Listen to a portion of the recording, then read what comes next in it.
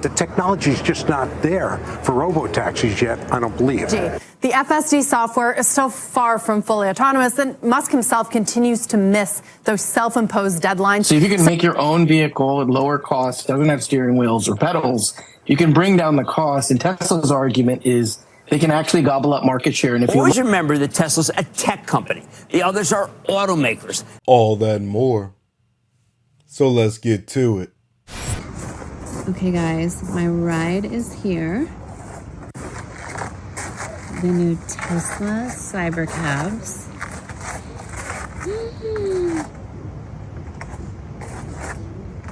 Hi, sir. How are you? Nothing to see here, just a very famous individual sharing with her millions of followers her experience with the CYBERCAB and Optimus. Okay, hi. Can you do this? I love you. You know how to do that? Okay, what should we do? Who needs advertising or marketing when you can pull stunts like this? All right, chart of the day. Probably won't surprise anybody, as I said in the tease. Here it is, Tesla. It's up 7 1/3%. Pull it out from election day. You can see a story that's just unbelievable. I mean, I think the stock's up 50% or thereabouts since the election. You know, for obvious reasons. Maybe it's not unbelievable. Maybe it was expected. I don't know. And this is following a report that the incoming Trump administration wants to relax self-driving car rules. So that stock is up. You can see the run since election day. What is that, 37%? Something like that. That follows a report from Reuters on Friday that they want to end the EV tax credits as well. So Uber's down on this news. Belsky, you own Uber. How are we thinking about this whole deal? You don't own Tesla, but it's the Uber move on the self-driving thing that seems to be more interesting. Yeah, it is interesting. From a sector perspective, you know, we've owned Uber now because it's what went into the industrial sector, and we needed some more growth there in the industrial sector. I think that from this type of weakness here, longer term, we really, really like the name. This would be a name that would be looking to add under this, just because I think this too shall pass, and it's probably more of a reactive move to the downside.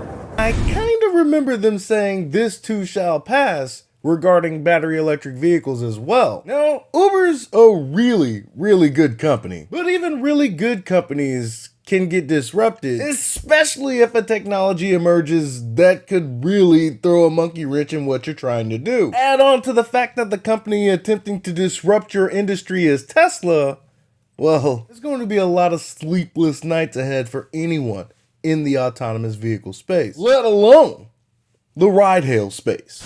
I really believe that. It's just too soon. We don't know. Look, robo-taxis, we don't even know if they could be profitable because of all the attendant costs that the drivers absorb at Uber versus Uber absorbing. So how is Tesla going to deal with that? But what will be good is when they do have a national plan for self-driving, that'll benefit a lot, and they can enforce that nationally because the federal government controls spending for the federal highways and roads. They get all these grants, so that's not that difficult. But the technology is just not there for robo-taxis yet, I don't believe.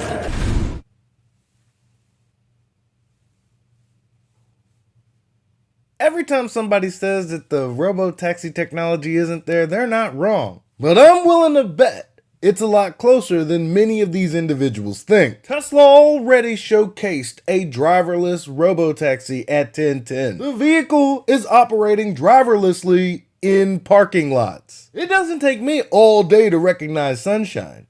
Tesla is trying to make this autonomous as soon as they possibly can. Not only will the technology save lives, something tells me it's going to be lucrative as well. Tesla's biggest barrier to actually deploying robotaxis, it's not regulation, it's technology. The FSD software is so far from fully autonomous, and Musk himself continues to miss those self-imposed deadlines.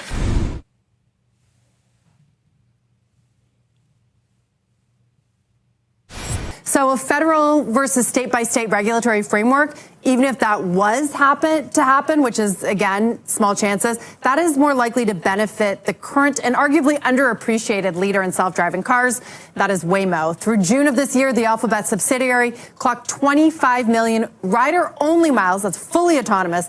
Today, it is completing more than 150,000 paid rides per week. It also just raised more than $5.5 billion, just open to the LA public, and it'll be available in Austin and Atlanta early next year. So WAYMO is really setting the standard for the robotaxi industry already, and it's also very much developing for the current existing framework, which could give it a leg up if this were to go sort of national and be regulated at the federal level. Sure, Waymo could benefit. I mean, they just need HD maps to make sure that their vehicles are in the spot that they need to be. Any changes to that environment will render the vehicle basically an oversized paperweight. All the expensive sensors coupled with having to operate in a geo-fenced location. Waymos are only viable in certain cities right now. What is it? San Francisco, Los Angeles, Arizona. I think Austin and Atlanta are coming soon. I see some weekend forays in Austin in my future just to compare the Waymo service to what I have with Tesla FSD. But the comparisons will be relatively limited because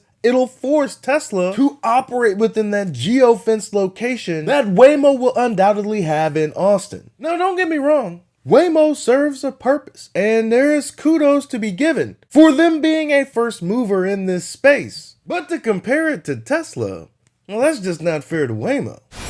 Let's start right there. What's going to matter more for Tesla and for the vehicle market and any of these AI plays that might be attached to autonomous driving? Is it going to be a different regulatory landscape for autonomous vehicles, or is it going to be taking away that tax credit? What's going to matter more? Yeah, it's going to be giving less regulatory restrictions on robotaxis, definitely. Federal restrictions was one of the big reasons why GM stopped making its origin purpose-built vehicle, right? That allows you to make a vehicle without pedals and steering wheels. So you need that federal deregulation, if you were to call it, a policy framework in order to allow for that. That's what the Tesla CYBERCAB is.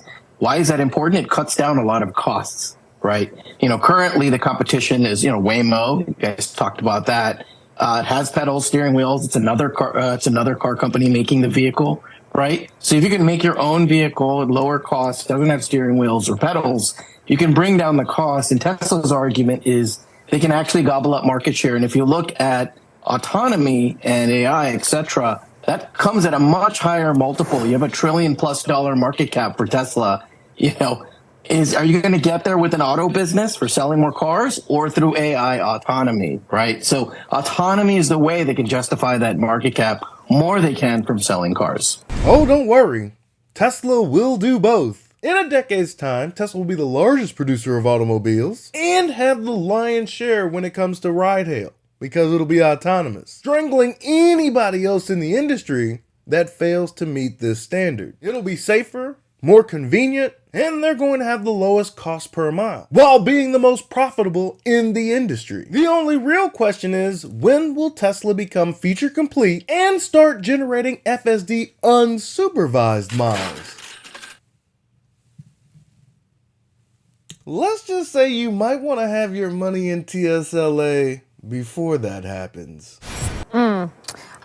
So it raises the question. Tesla bounced again today, up more than 5%. It was one of the best performers in the market. It's up more than 50% in a month. We have seen shares also today, to your point about WAYMO, of Uber under pressure. It doesn't seem like this is a zero-sum game. Anybody who's tied to these regulations or exposed to these regulations, I would imagine, is going to benefit. But looking at Tesla specifically, are you surprised to see how much the stock has run in just a short period of time? Yes and no. I think post-election, I was somewhat surprised, especially with the move on the $7,500 credit being cut. I actually think that's a negative for Tesla. I know there's a narrative that eliminating that credit is good for Tesla because it can compete better against other EVs. But the reality is in the U.S., penetration for EVs is only 8%. Tesla's real competition is Toyota Camry, right? Not the Chevy Equinox. So I actually think that credit going away is actually a negative for Tesla. But the reality is getting federal deregulation on AI, or specifically on self-driving vehicles, is a huge positive, assuming it all happens, right? Remember, this is all like we don't know the details here, devil's in the details. But just because, my robotaxi valuation is 44% of my whole price target. FSD is 33%, right? So like the sky, not the sky's the limit, but you get the idea, right? Like we're talking about huge multiples. And so that deregulation, I'm not surprised. Some stories are just too good to be true. And that's how I feel about the possibility of a federal proclamation that leads to a nationwide rollout of fully self-driving cars. Tesla stock was up again today because we're getting reports that President-elect Trump, who is an avowed climate change denier, has cast his lot with Elon Musk to develop national self-driving vehicles. I'm not against owning Tesla. You know that. I just think that this is a bad reason. Elon Musk tells a very compelling story about full self-driving as well as solar robots, all wrapped up into one stock of a company that happens to make vehicles. But the idea that the White House can somehow allow self-driving cars everywhere with the stroke of a pen, that's just plain fanciful. First, our country simply doesn't work like that. We have state and local governments with tremendous power to block anything. I remember when I was going to be able to take a self-driving taxi from downtown Phoenix to Glendale, the home of the Arizona Cardinals, a couple years ago for the Super Bowl. It seemed so simple, except Glendale didn't allow self-driving vehicles. I was incredulous, but the municipal government of Glendale was able to block us. Second, you might think it's natural for Trump to just declare the federal interstate highway system its self-driving zone. But you know what? That's meaningless, too. Think about it. How do you get on the interstate highway system other than a few municipalities that may be designated on some map someday? It's catch as catch can. The feds can't control state or local self-driving laws. If they try it, those municipalities will sue the Federal Highway Administration, and they're going to win. Still, I like the concept that there's what Barclays calls an Elon premium. To me, Tesla deserves the premium. Musk has no doubt influenced the president-elect to scrap the $7,500 clean vehicle credit, which will make it much harder for legacy automakers to ever compete with Tesla. We're going to hear from Ford and GM CFO at a conference on Wednesday, and we'll learn how their electric divisions can handle the end of those tax credits. I believe GM can handle it. But Ford, well, they may be stuck in neutral waiting for the warranty issues to dissipate, if they ever can. In the end, while I don't buy the national self-driving mandate, I think nothing truly dulls the case for owning Tesla. The Musk premium will work its magic in other ways, perhaps favorable municipalities and Tesla rentals next to federal highways. No matter what, though, always remember that Tesla's a tech company. The others are automakers. And a tech company can get an insanely high price earnings multiple with no one blinking so much as an eye about it. Am I agreeing with Jim Cramer on all accounts about this? I think I am. All Tesla has to do is make the software functional, feature complete, and get us to unsupervised. The regulatory side will work itself out. But with Trump in office, it stands to reason that this will happen at an accelerated pace. No regulatory hurdles doesn't mean that the software can be put out haphazardly, but it does mean that the time-wasting hoop jumping will be at a minimum. In conclusion, Uber, WAYMO, everyone stands to benefit from a nationalized framework for self-driving vehicles. And some companies might benefit a little bit more than others. Uber, they don't have a self-driving technology that they're going to implement. They have to borrow from others. This puts them at an inherent disadvantage. WAYMO, they don't produce cars. They are reliant on other auto manufacturers to supply their vehicles. Tesla, in grand Tesla fashion, does it all.